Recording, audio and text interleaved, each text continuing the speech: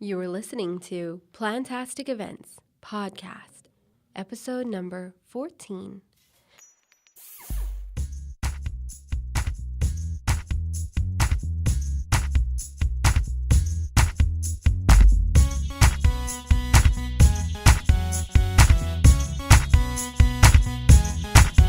Hey everyone, welcome to Plantastic Events. I'm your host, Noshin Panjani. This is a weekly podcast dedicated to help you plan your events with ease. Be sure to subscribe at stewjap.com and stay up to date.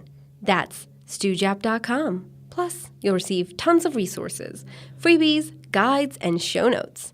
Thank you for joining, and now let's get into this show. Hey everyone, I'm your host Noshin Panjani, and today our guest is Amy Doherty. She is the events manager for the city of Suwanee. Amy is responsible for over 40 events that are produced by the city, and she has worked with the city for over 12 years. That's truly very impressive. The events include privately planned events, festivals, races, food trucks, which is so fun, beer and wine, bluegrass, jazz, and so many more events. Suwanee events have earned many awards under her leadership, and they continue to win. When she's not at work, she's spending time with her family in Suwanee, and they've lived in Suwanee for over 20 years. She's not only an amazing person and very kind too, she has also started mentoring us with this whole industry, and I'm truly appreciative of that. I think to Ali and I, it means so much that you are committed and you're helping us out in this process. As we are just learning about this industry, it truly means a lot to us. So thank you, Amy, for that. My first question to you is, how are you doing today? I'm doing great. I'm so happy to be here. And I love that when people come into this industry, we can help answer questions and guide them, because as times have changed, even in just the 12 years I've been in it, I like to help people get in and get started at their full and best potential. That is awesome. And that means a lot to us because we need the guidance. You know, if we don't have anyone to guide us, where are we going to start? But my first question is also, what inspired you to start working with the city of Suwanee? And how did you start your career in managing all of the different events that you do for the city and just in general? So I lived in Suwanee for a little over 20 years now. And when we first moved to the city, honest to goodness, I met the mayor of Suwanee at the time at the Kroger supermarket. Really? As he was actually encouraging people to vote for the city to purchase and create green space in the city. Yeah. And at the time, I was like, green space, that's kind of cool. I didn't have kids yet, so I didn't really understand, parks and their uses and things like that. But I was like, I think I want to live in a city that has green space and has parks and it has places for people to gather. And so he inspired me to vote and support that. And then he also encouraged me, and he said, you should, get involved, volunteer for the city. And he told me about people who were called NIMBYs. Those are the people who come to the city council and say, not in my backyard. So they go to council meetings and they tell the council a lot of what they're against. And they don't always come out and support a lot of things. Well, our mayor at the time had decided to come out opposed to something, and then at the council meeting and getting involved in the process, he decided to run for office and eventually became mayor. So here he was in Kroger encouraging citizens to become involved. So from that meeting at the Kroger, I decided to volunteer for the local Suwanee Day committee. Okay. And the Suwanee Day Festival happened just one day a year. One of my neighbors was in charge of transportation. So I said, Tom, put me down. I want to work on the transportation committee. Yeah. So I volunteered that year, and about the next year, they said, why don't you be the chairman of transportation? And I was like, sure. Why not? So I volunteered to do that, and I worked with the committee for about 4 years. After 4 years of doing that, I became the chairman of the whole festival. Wow. Which is an honorary volunteer job, which really just means that you're really good at running the volunteer meetings. So the volunteer chairman helped run the meetings, took some notes, and made sure everybody kind of stayed on task. But there was staff from the city that kind of helped organize things. Right. The lady that was a staff member, her husband was transferring to California. And at the time, I was pregnant with my second child, and I thought it would be so nice to be able to work closer to home. So I told my husband, that job's open, and he said, you should apply, because then you'll just get paid to do what you're already volunteering to do. Yeah, and at home, like And near at home, you. the very, very light commute. So I applied for that job and became the part-time coordinator of events in 2005. Wow. So I've been at Swanee ever since then, and I love it because not only do I get to plan activities for our citizens to enjoy, my own family gets to enjoy them because we live so close and they can participate as well. But it really started with being a volunteer, and that's why I love working with volunteers so much, because they are essential to that process. And and you never know where you're going to find the next person that can really be beneficial to your event, and even change the event dynamics. Right. And that it's interesting how that small encounter led to a whole change in your entire life, like it was a crucial piece to kind of like lead into this whole history. And that's another one of the things I like to tell people a lot, is that a lot of times that volunteer, they're waiting to be asked. So how are you asking? Right. Yeah. So, are you standing in Kroger and asking people to join what you believe in and help your cause? So you never miss an opportunity to ask someone face to face, because that day that I met our mayor, and the mayor at the time is Nick Messino, Nick Messino. Nick is now employed by the Gwinnett Chamber of Commerce and does a lot of great things for Gwinnett County. But it's always nice when people ask. And had he not said, "Hey, come on and get involved with us," I probably would have just gone about my way and not really thought about being a volunteer with the city. But now that he asked, I was receptive, and I definitely went to that next meeting, and now I work for the city. And it shows a level of passion that he stood out there to request people and ask them, even being at such a high role. You would think that, most people are like, I'll stay behind the desk, and this is exactly what I do. But no, he stepped out. He said, okay, I'm going to step out and ask people to join, to believe in the same things that I do, find those truly passionate people. Otherwise, he would have never met you, So that by itself is like an interesting story, and inspiring for other folks, If I got pulled over in Kroger and somebody asked, if you wanted to volunteer with the city that you're in, I would say, Yes, exactly. I would like to. I don't know how to, but I would like to start somewhere. I wouldn't have actively looked out for it. Now I do, Exactly. So there's a difference to that. Well, and sometimes you see a Facebook post or something like that, and you don't, and they say, we're looking for volunteers, and we do that as well. Right. And those are going to get you a certain age and demographic of volunteer. But when someone asks you personally and can give you a specific job that you can do, that's a lot better way to reach people and to pull them in than just the blanket post. It's that human connection, that human interaction. You're so right. I know that you're also an expert in sponsorships, and I know that you've hosted many sessions where you talk about the importance of improving sponsorships. I just wanted to know, I know you've also shared some creative tidbits on how to work with your sponsors. I was just curious about that, and if you can share some thoughts on that as well with our listeners. Well, one of the things that I try to stress to our sponsors is I don't want to sell you space. Yeah. I want you to be part of an event where you can engage with my participants. So a lot of times it's the way that you set it up on the front end. You can have a booth and you can try to get leads. And a lot of these people that are coming to events, they need qualified leads. Right. So having a registration or giveaways or things like that are important.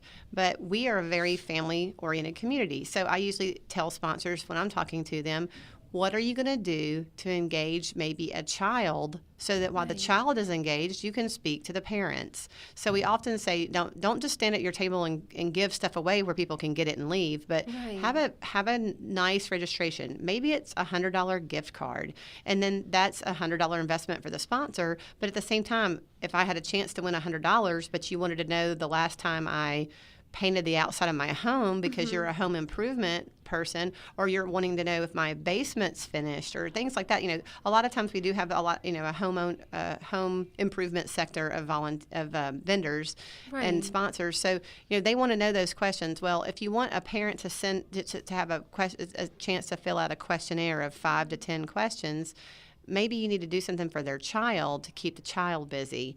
If I'm walking around an event and my child sees that she can color a picture or enter a contest or make something and take it with her, she's going to stop.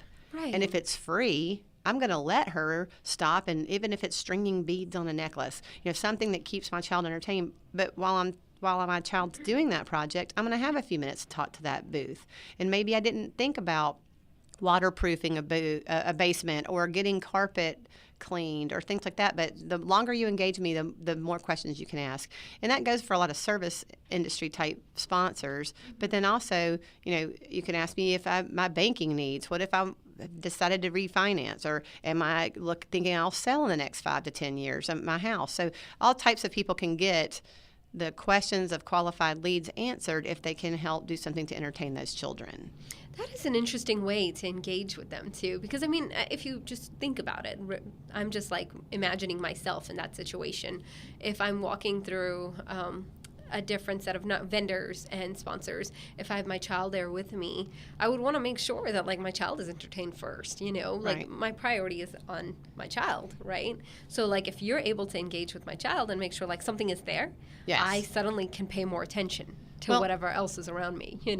And our event that we have in Suwannee, one of the events we have is a fall festival that's called Suwannee Fest. It's 2 days. Yeah, we're coming. Yes, it gets 50,000 people. So if you're a sponsor and have giveaways, you're going to need a lot of giveaways. But what could you do to cost effectively use your marketing money so that so you could buy 50,000 fans or sunscreens or whatever you want. But sometimes it's not those types of things. I mean, that's great, and people want them, and they'll pick them up.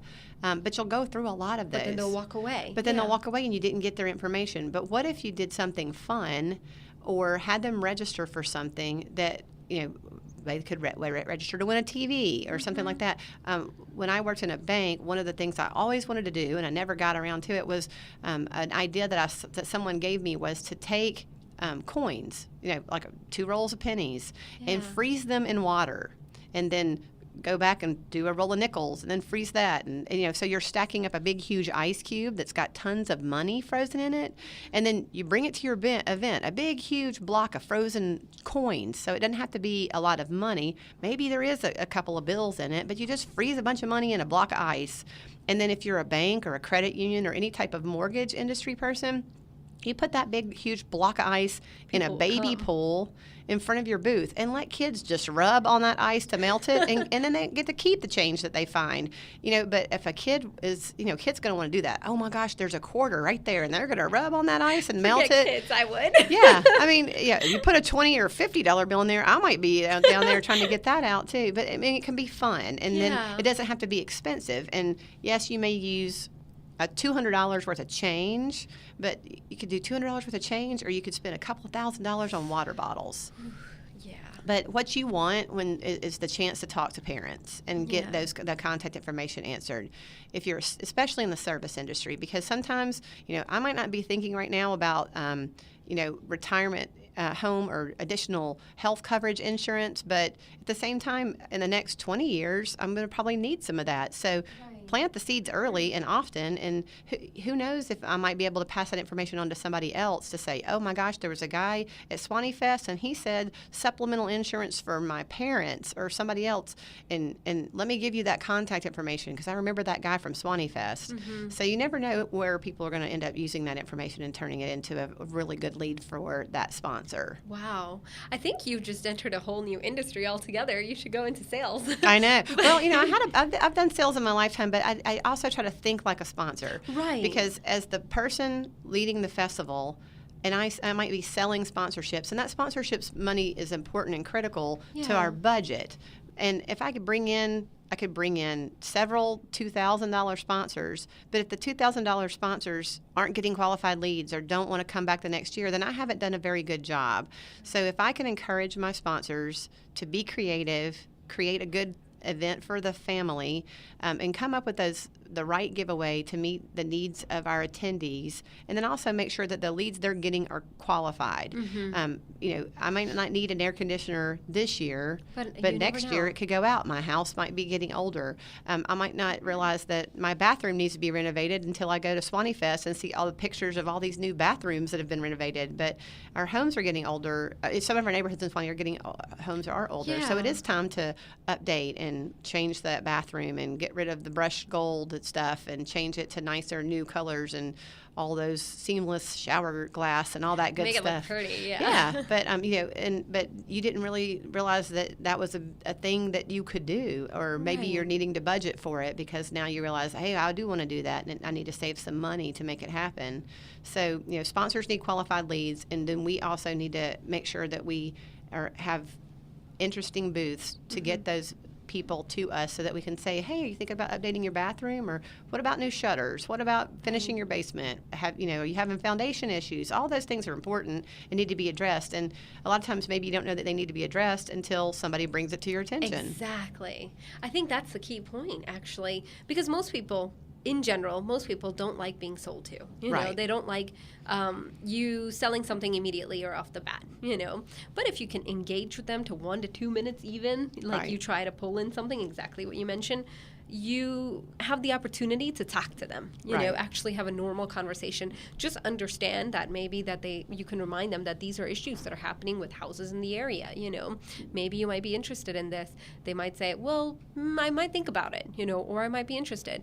But if you would have even had like something quick to walk away with, they don't even want to know what you're selling. Yeah. They just want to walk away with the item and then pass by. Well, one of the best compliments we've gotten from Swanee Fest, I had a roofing company that came into Swanee Fest. Yeah. He came in one year, skipped the next year, and I was like, oh, I can't believe he didn't come back. And he said, I'm still working off of leads from last year. He said, I'm going to be back in another year, but I had so many leads from the 1 year that I was able to skip a year and still am calling on people that I met at Swanee Fest last year. So oh my God. that's a great thing to have happen as well. So, and again, it was he listened to the advice we gave him of having a good giveaway, and I think he had folks register. If you registered for additional information, to get on his company, you were in a drawing for a TV, and he gave away one on Saturday and one on Sunday. So he gave away 2 TVs. Yeah. But he did it in a way that people were excited about, and then apparently he was still working on getting people's roofs done that whole next year. Wow,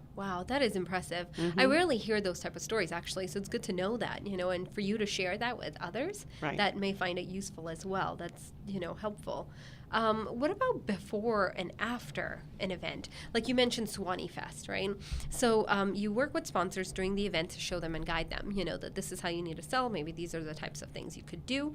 But do you do anything before an event, and do you do anything after an event? So we want the sponsors to be able to see the return on the investment that they've given us. Absolutely. So one of the things we do at our events is we do reach out following the event to give them a photo book, more or less, that we make. And we take pictures of their specific booth and then incorporate other events, photos throughout the day of the event, so that they can go back and say, oh, wow, I never had time to leave my booth. I didn't get to see the parade, or I didn't realize so many people were watching entertainment, or, different things that happen within the event. And then we always make sure we do a nice thank you. If we collect any type of data from our event, economic impact studies, things like that, we always send that information back to those sponsors, because we want them to see the people who are coming so that they can also decide to come back as well. But it is important to follow up with them and see, how did you do? Did you get the leads you were looking for? 2 years ago at Swanee Fest, we had rain, and we had a bank that was there that was opening accounts. And so on Saturday, at the end of the day, they were just like, man, we're just wiped out. This has been so awesome. This is great. And then on Sunday, it rained. And so I got there, and they're packing up. And I was, and I was like, oh, I'm so sorry. And they were like, no, it's not your, you don't control rain, which we appreciate. And he goes, he said, our goal for the weekend was to open 75 new accounts. We were at 72 yesterday, so we're going to call this a good weekend. And I was like, wow, 3 short of the goal on just the first day. Yeah. So even though we lost Sunday and they just chose not to set up, we did have vendors that stayed. And that was the other thing that was funny, is our sponsors and vendors who stayed open Sunday, even in the rain, they were like, yeah, the people who came today, they were serious about talking to us. They were serious about buying, because they came out in the rain to still participate in the festival. Which is also another good reason that when you have an event that's 2 days, that you need to invest for both days. So that if you lose a day, maybe if it had rained Saturday and you only had a Sunday, you had your dynamic sales team there on Sunday to make sure you got the qualified leads still. But we do try to make sure that they plan for both days, and that they use their we do an advertising section with our local Swanee magazine. And so we talk about your ad. What's going to be in your ad? What happens if somebody picks up this magazine after the festival? Is your ad going to attract them to your business? And we tell them, don't just say, come see us only at Swanee Fest. Maybe put in something in there that says, we're going to have a special offer at Swanee Fest, but it's also going to be good through the end of the month, or things that would still call them to have an interaction with you. On social media, we do try to promote the sponsors that we have, and we also try to send them useful things that they can do. For example, we'll send them a profile picture that will say, see me at Swanee Fest, and we'll let them put their booth number on it. So it may say, see me at Swanee Fest. I'll be in booth E014. Right, so that people can find them. And it also creates excitement that we send them a poster that says, we'll be at Swanee Fest, come and see us. Yeah. So our local sponsors and even the vendors will get that, so they can hang it up and people can say, oh, I didn't realize that my auto parts store or my local chiropractor or my local dentist is going to be at Swanee Fest. Coming, yeah. Yeah, because if I'm walking around in a festival, I'm thinking about it as an attendee, most common for me. Right. I'm walking around. I will not know how many vendors there are. I may pass by a few. I'm probably not going to pass by all. But if I had something in advance, if I actually knew what vendors were coming, I might actually kind of spot out which ones I want to go see. Which ones you want to see. Yeah, and know where they're located. Like having that ability and knowing that in advance, that would help out it would help out the attendees that are coming to your festival, And some of our folks will do something really fun for kids. My children have braces and orthodontic work, so our orthodontist comes and they always have some type of really fun game, and they always will email all of their patients and say, hey, come find us at Swanee Fest, and we'll give you, they have like a reward system for, showing them a time for your appointment and not breaking things. Cute. So they'll give you extra points for coming in and seeing them at the festival. I love it. Yeah, and so I think it's fun because they're also pushing that event to all of their patients and saying, hey, come find us at Swanee Fest and you'll get 10 extra award points, or wear your shirt to Swanee Fest and get extra award points. And then they always have to play the game and everything that, the spin the prize wheel or whatever it is that they're doing. Yeah. So they actually help market for us as well, because they're inviting all those patients and all the parents of those patients as well. And then, for me, if my kid says, oh, Mom, I really want to go to Swanee Fest because I can get extra reward points from the orthodontist, I think that's fun. And then as a parent, I'll be like, okay, well, if we go to Swanee Fest, we'll look for your orthodontist. Right. It's like almost engaging them beforehand too. Yeah. So that's what I'm saying. The sponsor can be partially invested in that pre-marketing to say, we're so excited to be part of Swanee Fest. Come find our booth. And the funny thing is, you would probably know that more than the sponsors would probably even know all of this. It's because you work with so many different sponsors. I mean, if I'm thinking now, if I'm a sponsor, I'm attending my first festival, I would be clueless. I might walk out with cards or something completely oblivious as to what the people would be looking for, Right. So you to have that ability to care and nurture your sponsors and vendors in advance, guide them throughout the way, that helps. And that actually improves not only your festival, your attendees' reaction to your festivals, and engage that whole dynamic, they're actually being involved with the festival. They're not just a separate piece of the festival. And sometimes they are coming to us with their own idea. Hey, is it okay if we do this? And as a sponsor, it's important that you do clarify what you want to do at a booth with that event organizer, because there might be rules or guidelines about something you should or should not give out. Yeah. For example, we don't allow at our festival our sponsors to give away water. Now, it seems like that would be why would you not let a sponsor give away water? And that's because we have vendors who've signed up to sell water. So if somebody's giving away a bottle and somebody's selling a bottle, you're going to go get your free bottle. Yeah. And then also, we actually tell our sponsors it's actually to your benefit that we tell you not to bring in 50 cases of water. You're welcome. You didn't have to schlep 50 cases of water into a festival site. And people are like, oh, but it's going to be hot. It's in September, and I want to give away free water. And we're like, well, no, you can't give away free water. You're destroying the business of a vendor. Yes, exactly. So, and we say, but here's some ideas of things you can do. And one idea we always give to sponsors is to make a card, a holiday card, because we're right there at the end of September. Make a holiday card, and then you can decide where it goes. Does it go to Children's Healthcare of Atlanta? Does it go to Veterans Hospital? Does it go to Bert's Big Adventure? They always take the letters for soldiers right there at Thanksgiving. I love that. Yeah, so there's plenty of charities and organizations that you can become a funnel for. If you wanted to collect coats for kids, coats for kids, or if you wanted if you wanted your booth to become a donation point for a food drive or any type of Toys for Tots or things like that. You can connect yourself and become. But then you also have to get the message out of what you're doing. So if you want to collect coats for kids, you can't just expect people to be walking around with a coat to give you. You can push that ad on social media. You can work with your festival organizer to see if they can cover that for you as well. But just making sure you can't just come with the idea the day before and say, I got it, we're going to collect canned goods. Well, I don't normally carry canned goods to festivals, but if I knew someone was taking them, then maybe, even if it was an orthodontist or a chiropractor, I might bring 5 or 6 canned goods to that festival to give to that sponsor so that they can then turn around and give them to a co-op. I love it. I absolutely love that. And I think one thing you kind of brushed over really quickly, but I wanted to go over it. You said you went and you stopped by the different vendors and sponsors. You apologized to one of them saying that it was raining and I'm sorry that, the whole day missed out. But the fact that you went there and actually took the time and effort to walk around and see what's going on, that by itself shows that you're showing some sort of initiative.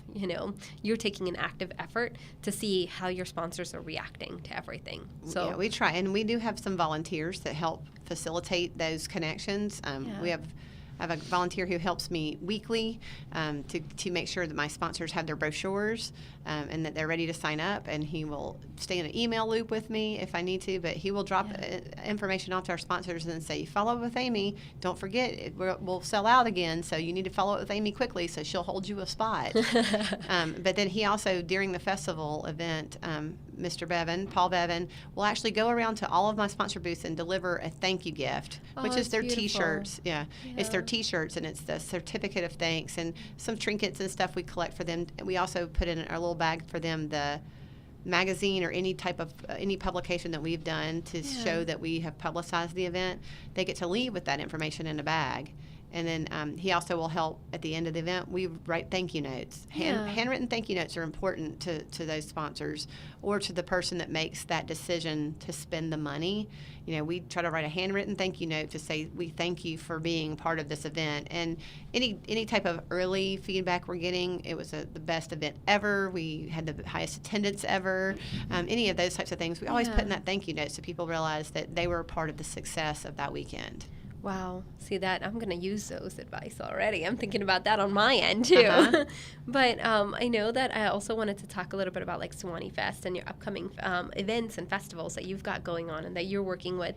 Do you mind sharing that with our listeners as well? So in the spring, one of our first city-sponsored events, well, this weekend is a beer festival, but that's going to go by pretty quick. And I believe last time I heard we were pretty close to selling out of tickets for that. But it's actually going to be a beer festival on St. Patrick's Day. So I'm imagining it's going to be a very great people-watching event. There's going to be fun contests. Yes, fun contests. Best dressed, best beard, best kilt. They have some fun contests lined up as well. But the first city event we have coming up in April is on April the 14th, and it's called Glow in the Park. Glow in the Park. Now, if you've ever heard of the Atlanta Beltline Parade, okay, so we took that idea and we suburbanized it. So we have people with paper lanterns that are not the kind that you light like you light and let go, like you see, in the air.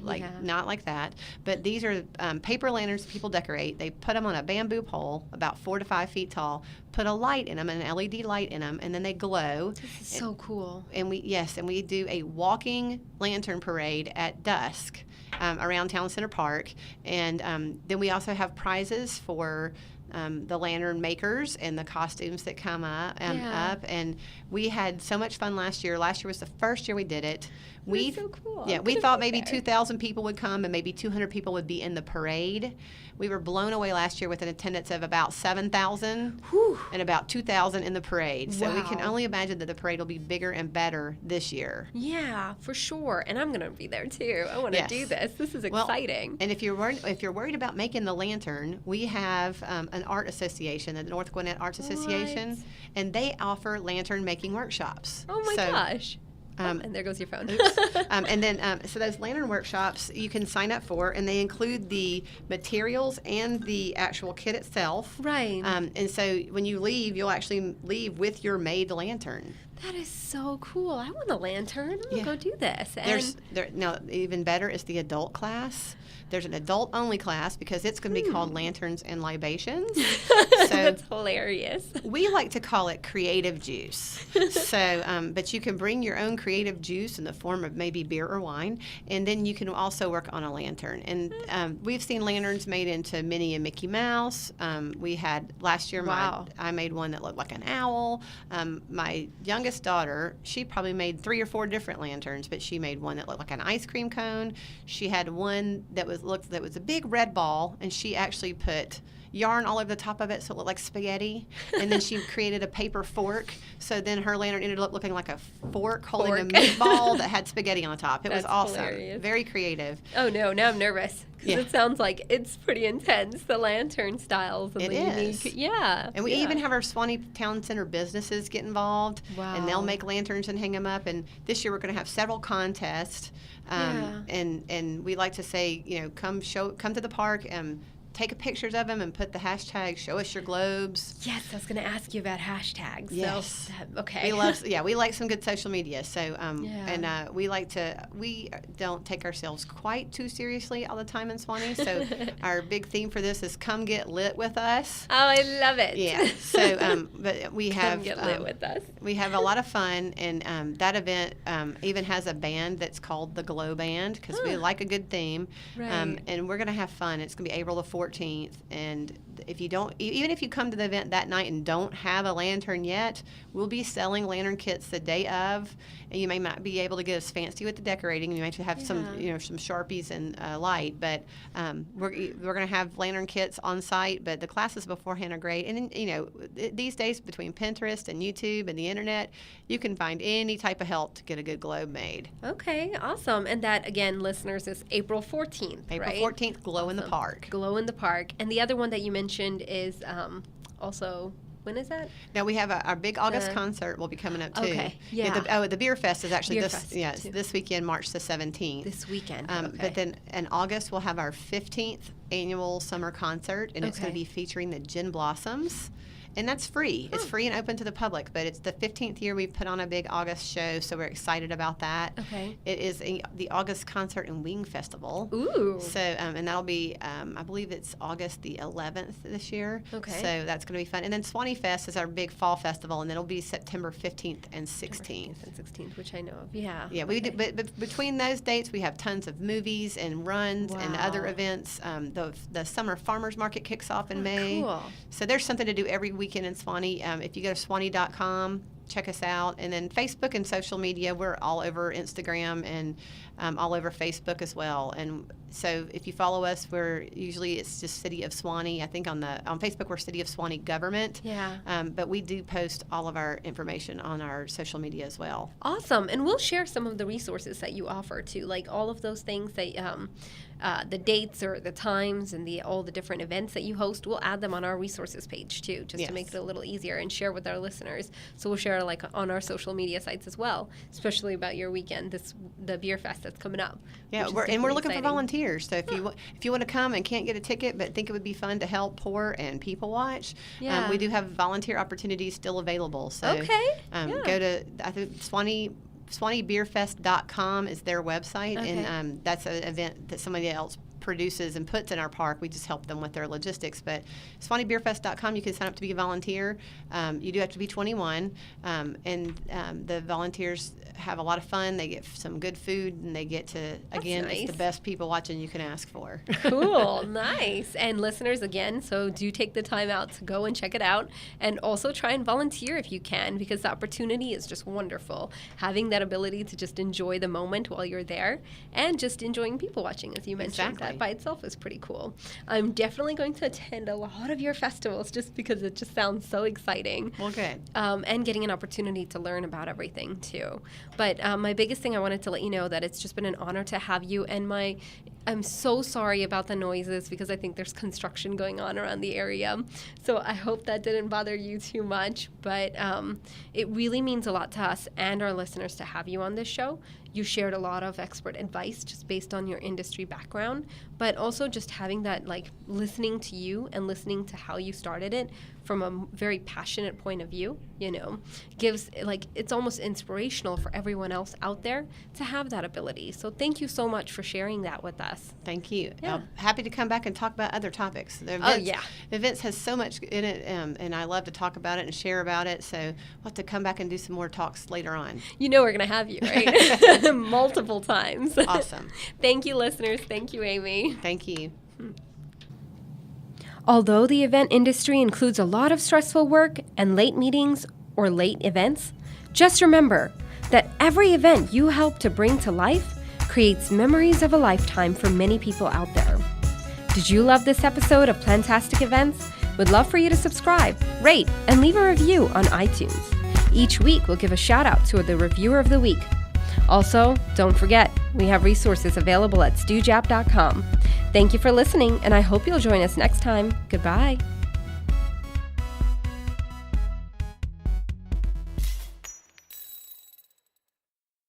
Produced by stewjap.com. Music by Justin Mahar.